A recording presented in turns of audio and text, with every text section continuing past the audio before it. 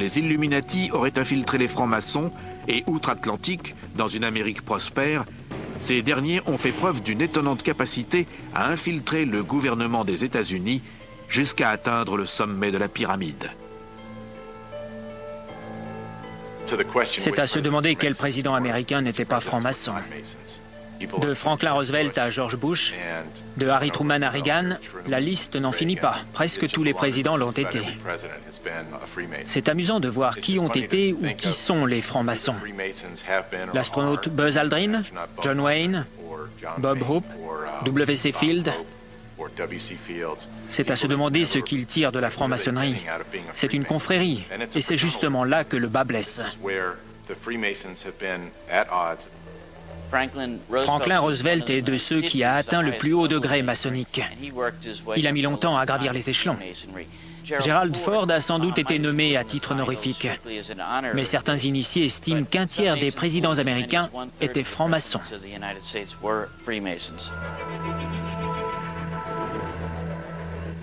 Au cours de la présidence de Franklin Roosevelt, le billet d'$1 subit une modification subtile dont certains affirment qu'elle annonce l'arrivée d'une puissante confrérie secrète aux États-Unis. L'une des choses que mentionne Dan Brown dans ses livres est la symbolique maçonnique qui figure en bonne place sur le billet d'$1. Il y a d'abord le sceau, qui comporte de nombreux signes distincts, puis les flèches et la branche d'olivier. Ici, nous avons l'œil de la connaissance au sommet de la pyramide, mais il est séparé du corps de l'édifice. C'est une imagerie Illuminati qui indique qu'ils sont les seuls à disposer de cette connaissance et que le reste d'entre nous est ici, au pied de la pyramide.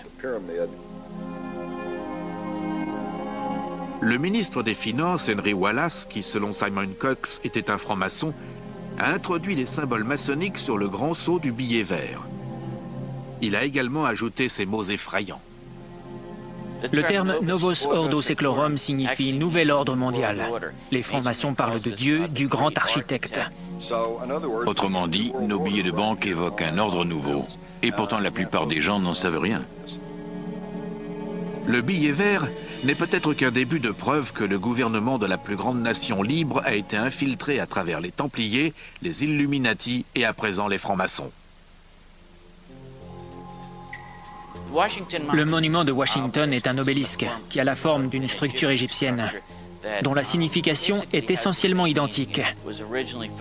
Elle était initialement dédiée au dieu Osiris, mais elle représente le pouvoir de tous les dieux. Le tracé de la ville de Washington, D.C. met en valeur l'architecture sacrée. Le Capitole, la Maison Blanche et l'obélisque sont les trois édifices les plus importants. Le groupe de Bilderberg constitue la preuve la plus saisissante de l'influence des Illuminati. On peut dire que c'est l'un des groupes les plus puissants du globe et de nombreuses personnes le soupçonnent de diriger l'économie et les gouvernements du monde entier. Le groupe de Bilderberg est apparu en 1954. Il a été fondé par un autre franc-maçon, le prince Bernard, qui appartenait à la dynastie mérovingienne, d'après ses dires, et était également affilié aux nazis.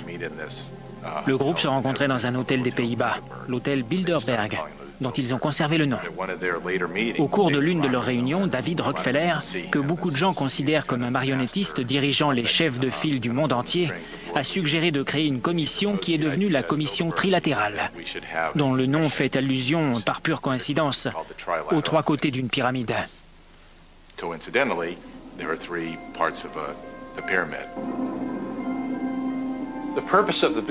L'objectif du groupe de Bilderberg était une Europe unie qui débuterait par un marché commun. À présent, l'Union européenne cherche désespérément à faire ratifier une constitution par les pays membres, en vertu de laquelle les gouvernements déjà imposants de chaque État souverain seront dirigés par un gouvernement encore plus imposant, appelé Union européenne.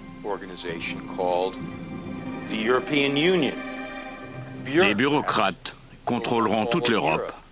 Il n'y aura plus de frontières, le règne d'une minorité sur la masse. Il y a une grande part de secret, surtout au sein du groupe de Bilderberg. Il y a une grande part d'intimité autour de ce qui se décide au sein de la commission trilatérale. Et le fait qu'ils aient envie de façonner le monde selon leurs desseins, de déterminer ce qui est bien et les moyens d'y parvenir, permet de faire le lien avec le nouvel ordre mondial, la pyramide, l'œil et la tradition maçonnique.